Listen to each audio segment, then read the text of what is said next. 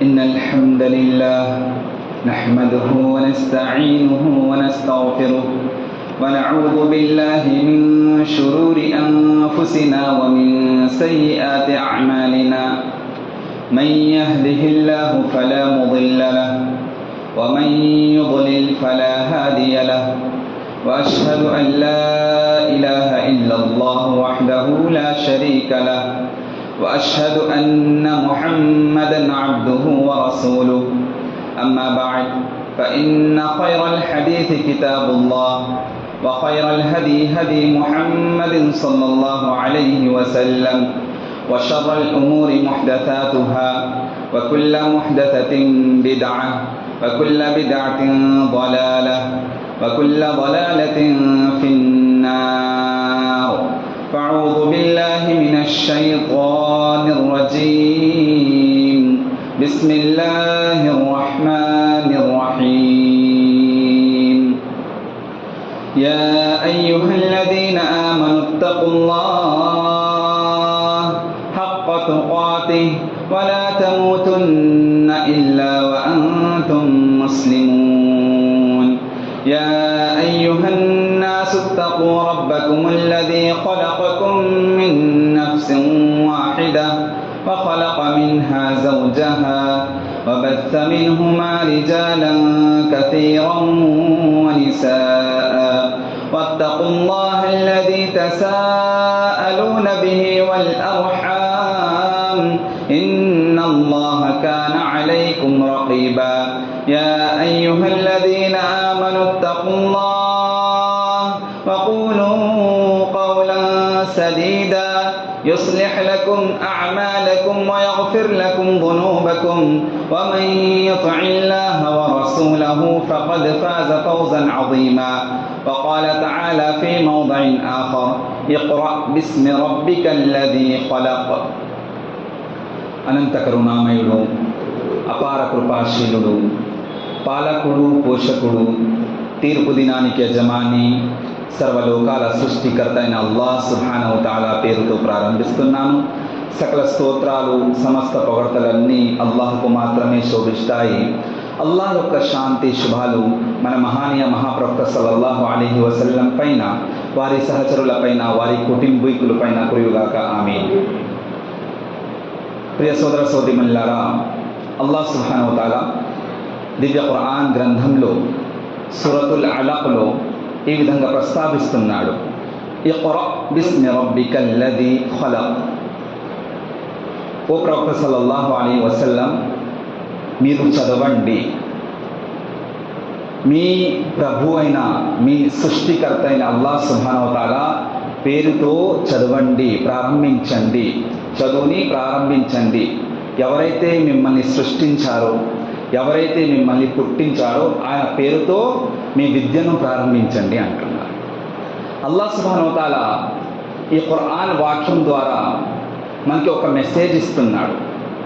ఆ మెసేజ్ ఏమిటంటే, మానవులకి అత్యవసరమైన ఏదైనా విషయం ఉందంటే ధార్మిక విద్య నేర్చుకోవటం.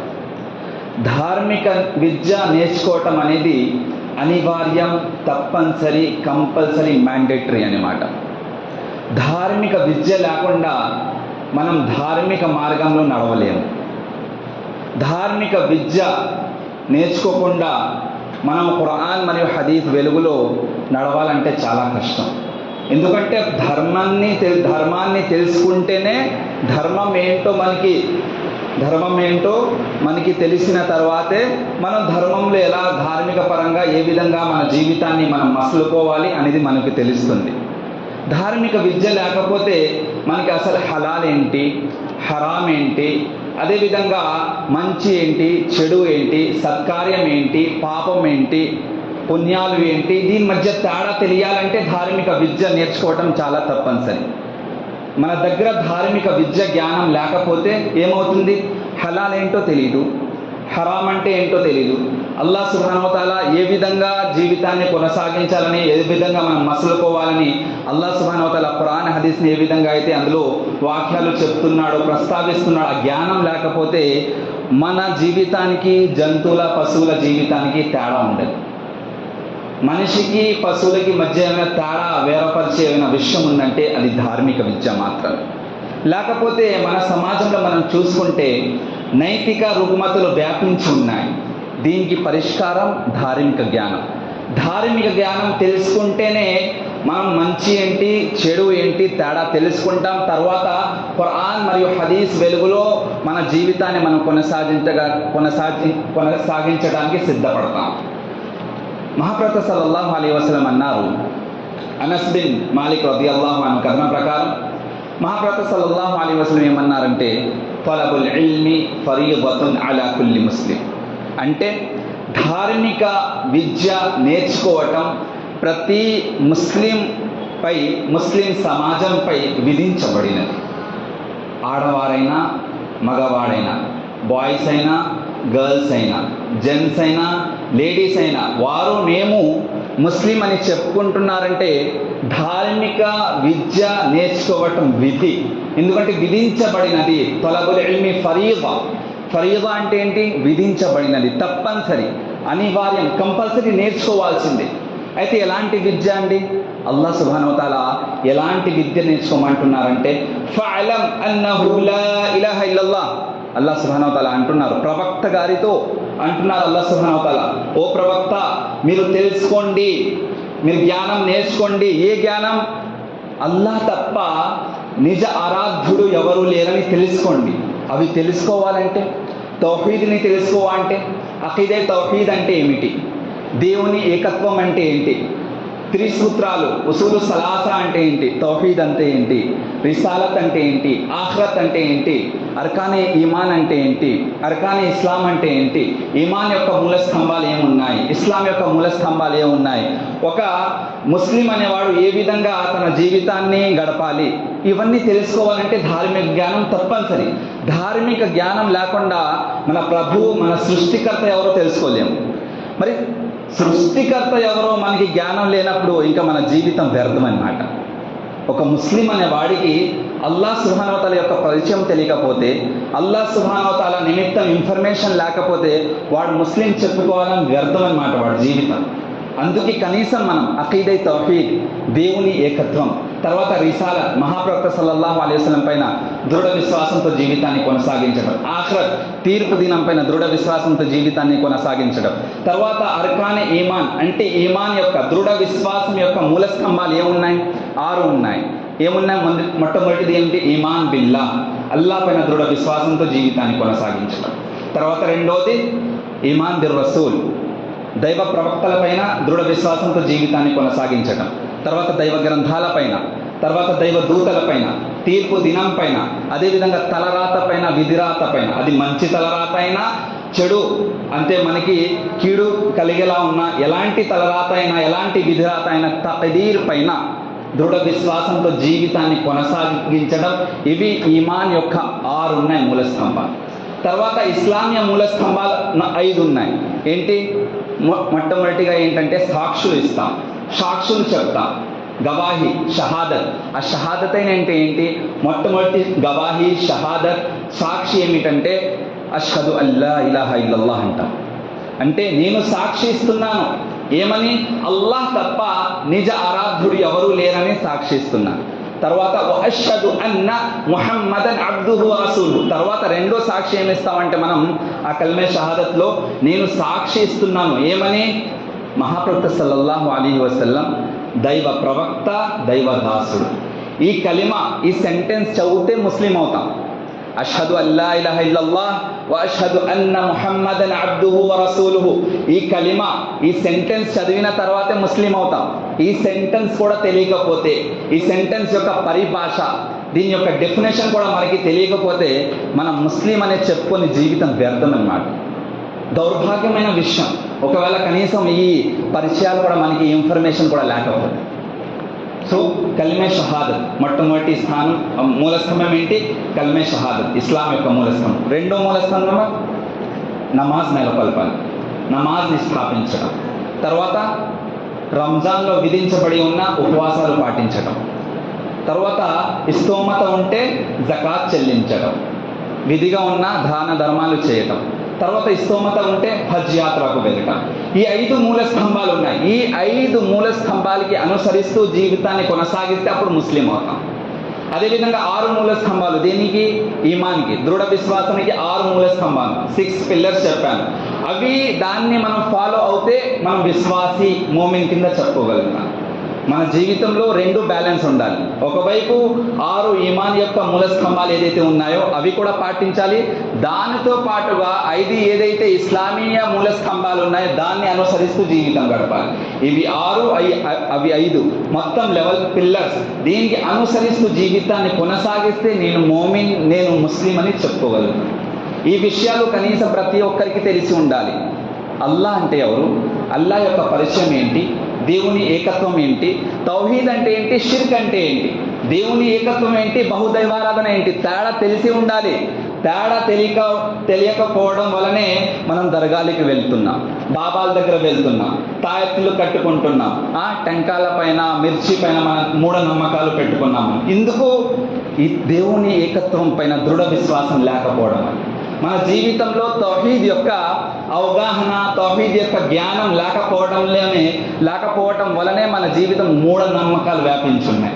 మన సమాజంలో తౌహీద్ తెలీదు, కానీ మూఢనమ్మకాలు చూసుకుంటే చాలా వ్యాపించున్నాయి. అనేక రకాలుగా మూఢనమ్మకాలని నమ్ముతున్నారు జనాలు. కారణం ఏమిటంటే ధార్మిక జ్ఞానం లేకపోవటం వల్ల, ధార్మిక విషయాల పట్ల అవగాహన లేకపోవటం వల్ల షిర్క్ దరిదాపులకు వెళ్ళిపోతున్నారు, బహుదైవారాధన చేస్తున్నారు. కారణం ఏంటి? ధార్మిక జ్ఞానం తెలియదు, అల్లా అంటే ఎవరో తెలియదు, దేవుని పరిచయం తెలీదు, గాడ్ ఇన్ఫర్మేషన్, అసలు అల్లా అంటే ఎవరు, అల్లా గుణగణాలు ఏంటి, అల్లా ఎలా ఉంటాడో ఈ పరిచయం తెలియకనే మనం దర్గాలకి లేకపోతే మార్గభ్రష్టత్వానికి వెళ్ళిపోతున్నాం. కావున అల్లాహ్ సుబ్హానహు వ తఆలా ఏమంటున్నారు? ఫఅలమ్ అన్నహు లా ఇలాహ ఇల్లల్లాహ్. ఓ ప్రవక్త తెలుసుకోండి, మీరు నేర్చుకోండి. ఏమని? అఖీదా తౌహీద్ నేర్చుకోండి, దేవుని ఏకత్వం గురించి జ్ఞానం నేర్చుకోండి అని ఆజ్ఞాపిస్తున్నారు. ఎవరిని ఆజ్ఞాపిస్తున్నారు? ప్రవక్త గారిని ఆజ్ఞాపిస్తున్నారు అల్లాహ్ సుబ్హానహు వ తఆలా. మీరు ధార్మిక జ్ఞానం నేర్చుకోండి అని. తర్వాత సోదర మహర్షులారా, మనం ఎప్పుడైతే ధార్మిక జ్ఞానం నేర్చుకుంటామో దీనికి ప్రతిఫలాలు ఉంటాయి, దీనికి ప్రయోజనం ఉంటుంది. ప్రయోజనం లేకుండా ఏ పని లేదండి ఇస్లాంలో. ప్రతి విషయానికి ప్రయోజనం ఉంది, బెనిఫిట్స్ ఉన్నాయి. సో ఎప్పుడైతే మనం ధార్మిక విద్య నేర్చుకుంటామో, ఇస్లామిక్ ఎడ్యుకేషన్ ఎప్పుడైతే హైర్ చేస్తామో దానికి కొన్ని బెనిఫిట్స్ ఉన్నాయి. మొట్టమొదటి బెనిఫిట్స్ ఏంటంటే స్వర్గం యొక్క మార్గం మనకి సౌలభ్యం అయిపోతుంది. స్వర్గంలో వెళ్ళడానికి దారి ఏదైతే ఉందో చాలా సౌలభ్యం అయిపోతుంది, ఈజీగా స్వర్గానికి చేరుకోవచ్చు ఇప్పుడు ధార్మిక జ్ఞానం ఉంటే.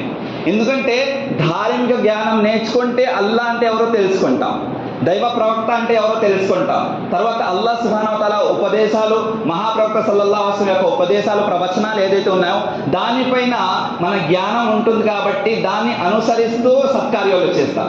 సత్కార్యాలు ఎప్పుడైతే చేస్తామో ఏదైతే పాపాలు ఉన్నాయో పాపాల యొక్క దరిదాపులతో దూరంగా ఉంటాం. అప్పుడు ఆటోమేటిక్గా మనం ఏ దారిలో వెళ్తున్నాం? సత్య మార్గంలో, రుజు మార్గంలో నడుస్తున్నాం. కారణం ఏముంది? రీజన్ ఇక్కడ ధార్మిక విద్య నేర్చుకున్నాం కాబట్టి. ధార్మిక విద్య నేర్చుకుంటే స్వర్గానికి చేరుకోవటం చాలా ఈజీగా వెళ్ళిపోవచ్చు స్వర్గంలో.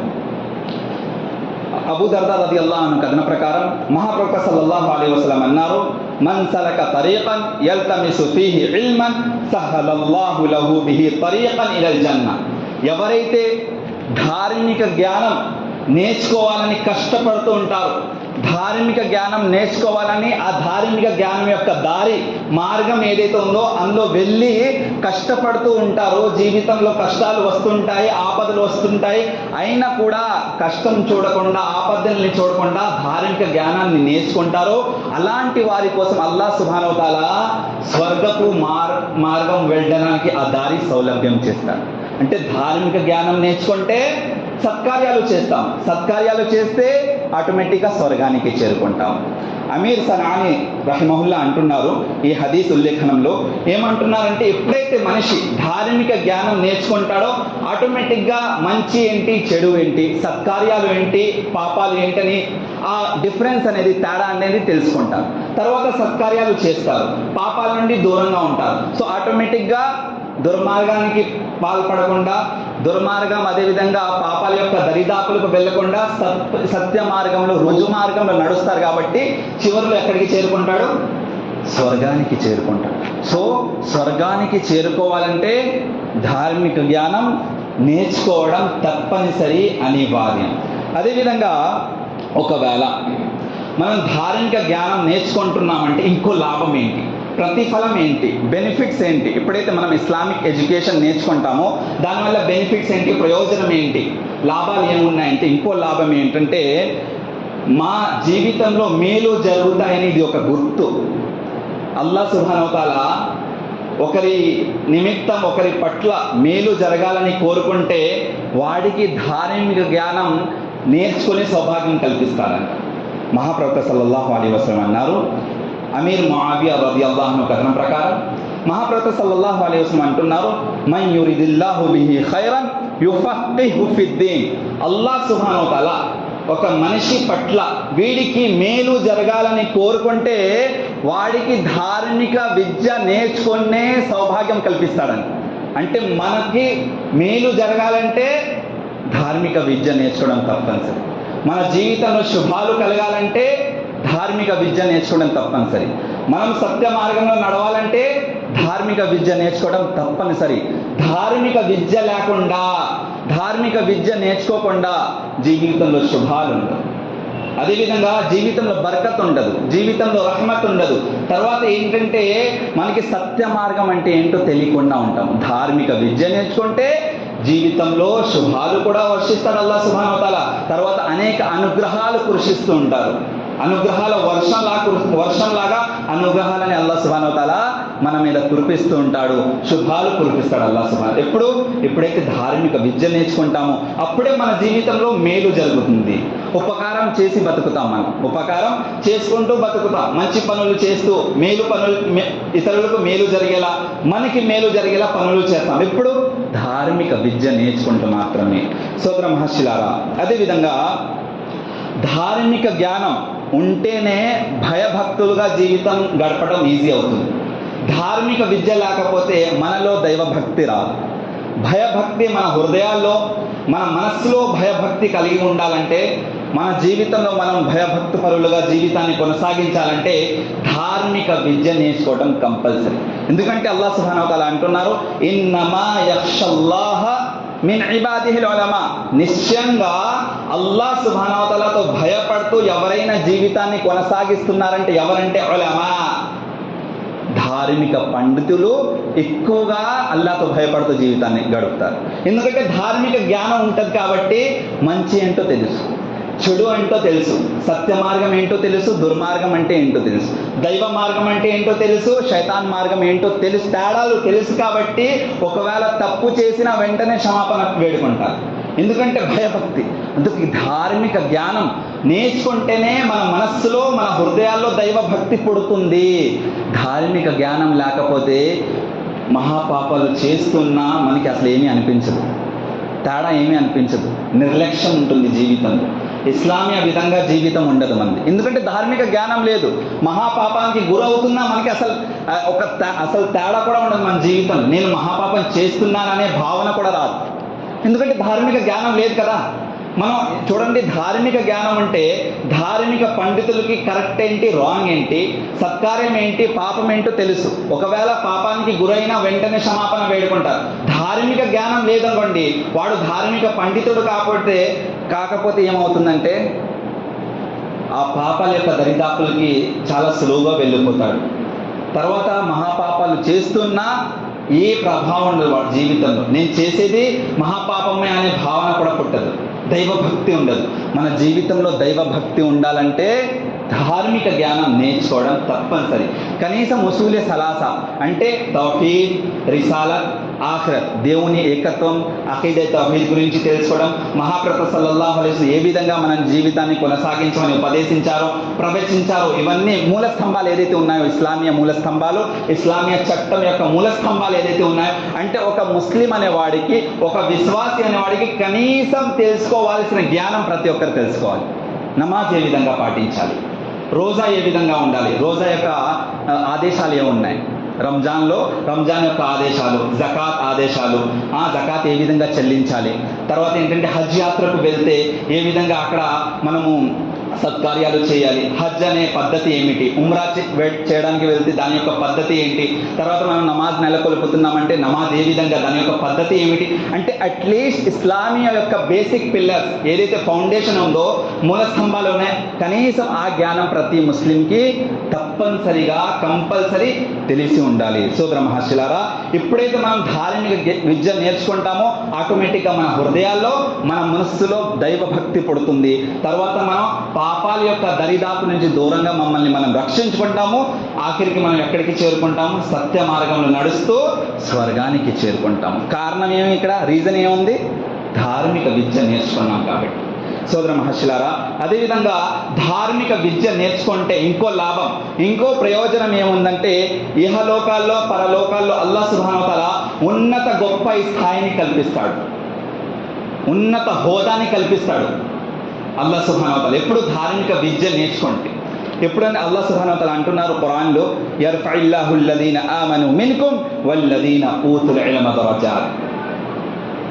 ఎవరైతే అల్లాహ్ పైన దృఢ విశ్వాసంతో జీవితాన్ని కొనసాగిస్తున్నారు, అదేవిధంగా ధార్మిక విద్య నేర్చుకొని ఇస్లామీయ చట్టం వెలుగులో జీవితాన్ని కొనసాగిస్తున్నారు, ఇలాంటి వారికి అల్లాహ్ సుబ్హానహు వ తఆలా ఇహలోకంలో పరలోకంలో ఉన్నత స్థాయిని, ఉన్నత గౌరవాన్ని ప్రసాదిస్తారని.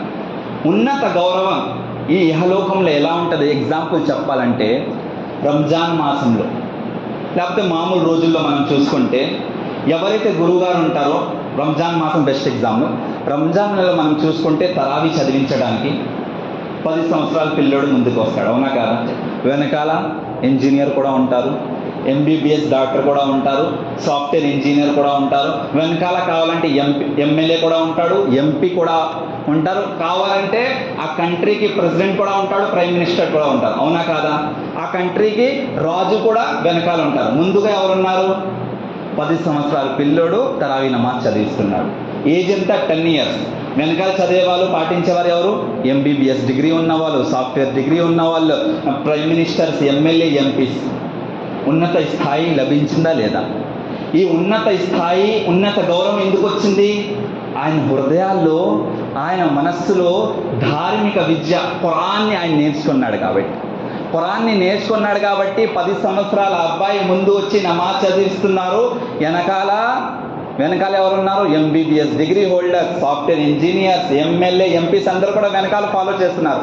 అంటే ఇహలోకంలో ఉన్నత స్థాయి లభించిందా లేదా? కారణం ఏంటి? కేవలం ఖురాన్ నేర్చుకున్నాడు కాబట్టి, ఖురాన్ పారాయణం చేస్తున్నారు కాబట్టి, ఖురాన్ని చూడకుండా నేర్చుకున్నారు, హృదయాల్లో పెట్టుకున్నారు కాబట్టి అల్లాహ్ సుబ్హానహు వ తఆలా ఉన్నత స్థాయిని కల్పించాడు. ఇది మన కళ్ళారి చూస్తున్నాం. దీనికన్నా ఉన్నత స్థాయి అల్లాహ్ సుబ్హానహు వ తఆలా జన్నత్లో ప్రసాదిస్తాడు. అల్లాహ్ సుబ్హానహు వ తఆలా అంటాడు, జన్నత్లో ఎవరైతే ఖురాన్ విద్య నేర్చుకుంటున్నారో, ఖురాన్ పారాయణం చేస్తుంటారో, ఖురాన్ వెలుగులో జీవితాన్ని కొనసాగిస్తుంటారో, ధార్మిక పండితుల్ని, అదేవిధంగా హాఫిజే ఖురాన్ని అల్లాహ్ సుబ్హానహు వ తఆలా ఎవరైతే ఖురాన్ని కంఠస్థం చేస్తున్నారు, జీవితంలో దాన్ని అనుసరిస్తున్నారు, అల్లాహ్ సుబ్హానహు వ తఆలా మహాప్రవక్త సల్లల్లాహు అలైహి వసల్లం ఏమన్నారంటే, స్వర్గంలో అల్లాహ్ సుబ్హానహు వ తఆలా అంటారు, మీకు ఎన్నైతే వాక్యాలు వచ్చో, ఎన్నైతే సూరాలు వచ్చో, ఎన్నైతే ఆయతులు వచ్చో, ఒక ఆయత్ చదువుతూ ఉండండి, ఉన్నత స్థాయికి చేరుకుంటూ ఉండండి. ఎన్ని ఆయత్లు గుర్తుంటే అన్ని ఉన్నత స్థానాన్ని అల్లాహ్ సుబ్హానహు వ తఆలా కల్పిస్తాడు. అంటే ఇహలోకంలో కూడా కల్లారి చూసాం మనం ఉన్నత స్థాయి, ఆ స్వర్గంలో కూడా ఉన్నత స్థాయి కల్పిస్తాడు. కారణం ఏంటి? ఇక్కడ ధార్మిక విద్య నేర్చుకున్నాడు కాబట్టి, ఖురాన్ని కంఠస్థం చేసుకున్నాడు కాబట్టి, ఖురాన్ పారాయణం చేసుకున్నాడు కాబట్టి స్వర్గంలో కూడా ఇతరులతో పోల్చుకుంటే ఉన్నత స్థాయిని అల్లాహ్ సుబ్హానహు వ తఆలా హాఫిజ్ ఖురాన్కి ప్రసాదిస్తున్నాడు.